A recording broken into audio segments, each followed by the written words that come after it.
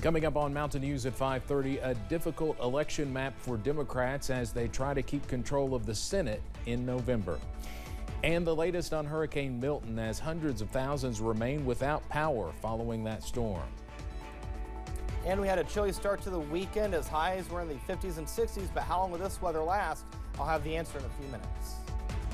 Dedicated to southern and eastern Kentucky, this is WYMT Mountain News at 5:30.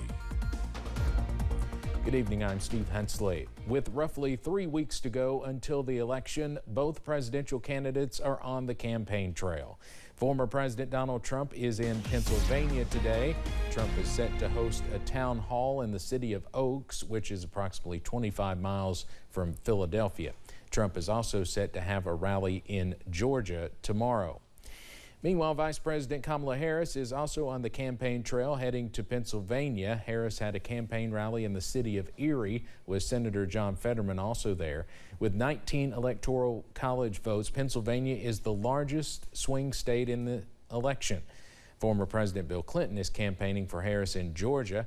Minnesota Governor and Harris's running mate Tim Walz is set to have a pair of rallies in Pennsylvania tomorrow.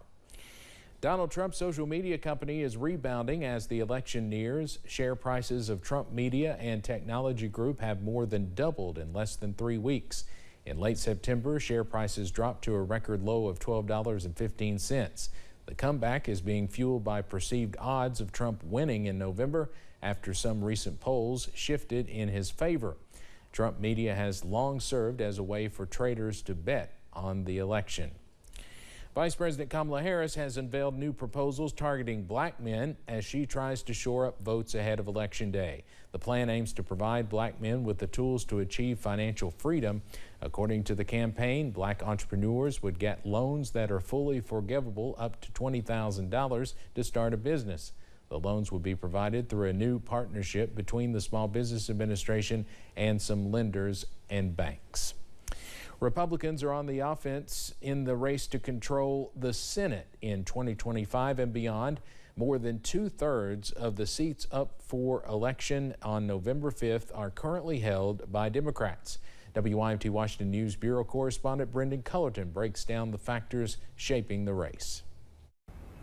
The Cook Political Report says this is the most favorable election map Senate Republicans have seen in decades, and it would likely take Democrats pitching a perfect game to hold on to control of the chamber. With 23 members up for re-election compared to just 11 for Republicans, the Cook Political Report says Democrats face an uphill battle on maintaining an edge in the Senate. Democrats have no room for error. Not only do they have to re-elect every single Democratic incumbent, but Kamala Harris also has to win the presidency so that Tim Walz would be the tie-breaking vote in a 50-50 Senate. Making things more difficult for Democrats, most of the Republican seats up for election are in solid red areas, while Democrats must defend seats in toss-up states or even states that have become increasingly red. These are senators that won in 2006 when Democrats flipped the Senate in a backlash to President George W. Bush. They were reelected in 2012 when President Obama cruised to re-election, and then they won in 2018 when Democrats had a successful midterm in a backlash to President Trump. Forecasts show particularly difficult races for John Tester of Montana and Sherrod Brown of Ohio, two states that have become significantly more Republican since the early 2000s. In a presidential year when we are far more polarized as a country, and these states are, than they were when they were elected, almost 20 years ago, that just is where I find it hard to find a path to survival. Republicans underperformed during the last election cycle, which Minority Leader Mitch McConnell blamed on bad individual candidates. But the GOP is widely believed to have a better crop this time around. Overall, they have done a better job, particularly in a place like Montana, in a place like Pennsylvania. Despite the GOP advantages, Cook predicts a close contest, believing Republicans will likely hold 51 to 53 seats in the next session of Congress. In Washington, I'm Brendan Cullerton. Black state lawmakers in Michigan are calling for an investigation into a GOP candidate's campaign ad with the wrong election date. Tom Barrett is running as a Republican for the U.S. House of Representatives. The lawmakers say Barrett's campaign may have broken state law with the printing of an ad in the Michigan Bulletin, a black-owned publication serving Lansing. The ad tells voters to vote on November 6th, when Election Day is actually November 5th. Several new lawsuits have been filed against Sean Diddy Combs. At least 6 new suits filed by men, women, and a teenager accuse Combs of sexual assault. The plaintiffs all filed anonymously in federal court. They are being represented by the same attorneys who are representing at least 120 other alleged victims of Combs. Combs has pleaded not guilty to sex trafficking, racketeering conspiracy, and prostitution-related charges. It is a murder case in Georgia that has gained nationwide attention. Opening statements and testimony began today in the murder trial of a mother accused of killing her toddler. Leilani Simon's 20-month-old son went missing in October 2022 from his Savannah home. Authorities found his remains at a nearby landfill more than a month after he disappeared. Last week, the judge said she would allow additional evidence to be presented to the jury.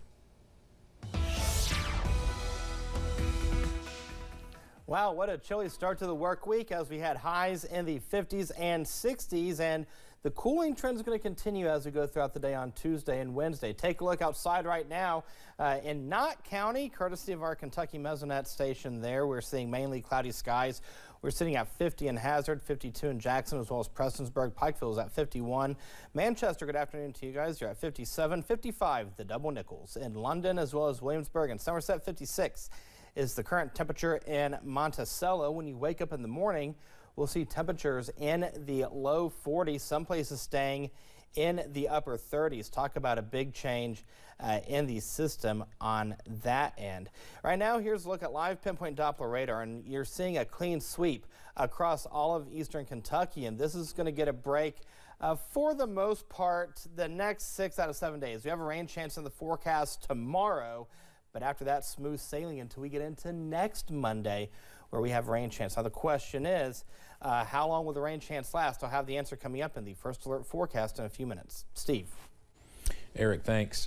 Last weekend, President Biden toured communities damaged by Hurricane Milton and pledged full federal support. Parts of western Florida are still dealing with flooding, and hundreds of thousands remain without power. CBS's Tom Hansen is just west of Tampa in Treasure Island, Florida.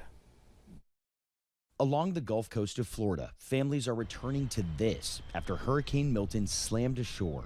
Debris, uprooted trees, and foundations where entire homes once stood. Total destruction. This is in chaos. It's the same scene in Treasure Island, where Robin Maggio got a first look at her home after Hurricanes Helene and Milton hit. This is horrible. I literally am speechless right now because I just drove in, I just flew in, and this is unbelievable. Sunday, President Biden flew over St. Pete Beach, his second trip to Florida in just over a week. He spoke with storm victims surrounded by battered homes and promised $612 million in additional federal aid aimed at electric grid strength and hurricane-affected areas. We're going to do everything we can to get power back in your homes, not only helping you recover, but to help you build back stronger. Those in hard-hit Valrico need the help. Floodwaters have swallowed entire neighborhoods. When you look at this, it's 50 years of memories. I know that we will rebuild. We always do. That's how our family is. A major gas shortage is also hurting recovery efforts. About 1 in 3 stations across the state are out of gas. 37 million gallons of gas arrived in Florida this weekend, and people are desperate for it. Cars stretching for blocks at distribution centers for a free 10 gallons. The help isn't coming fast enough, it seems. It just doesn't seem like it's coming fast enough. And over the weekend, more than 250,000 Floridians applied for federal assistance through FEMA in one day, the most ever. Now, as we look inland, the concern of flooding remains. Rivers there are not expected to drop below flood stage through the week, and that means we don't even know the full scope of the damage from Milton yet. Tom Hansen, CBS News, Treasure Island, Florida. At least 23 people have died from Hurricane Milton. Our parent company, Gray Media, is teaming up with the Salvation Army for hurricane relief efforts. You can make a financial donation by going to floridastormrelief.org. Just scan the QR code there on your screen and you'll be directed to the right website to donate to the Salvation Army. A new analysis has found the Boeing strike has so far cost the company nearly $5 billion. Not a single plane has been worked on at the production facility in Everett, Washington since 33,000 members of the International Association of Machinists walked off the job. The Anderson Economic Group says workers and shareholders make up the bulk of the losses. Boeing customers have lost $285 million since the strike started, according to the analysis. Coming up on Mountain News at 5:30, a survey finds 35% of people question if they have the right Medicare coverage. What you need to know to find the best plan. And in the world of weather, our first frost and potential freezes in the forecast this week. Details in a few minutes.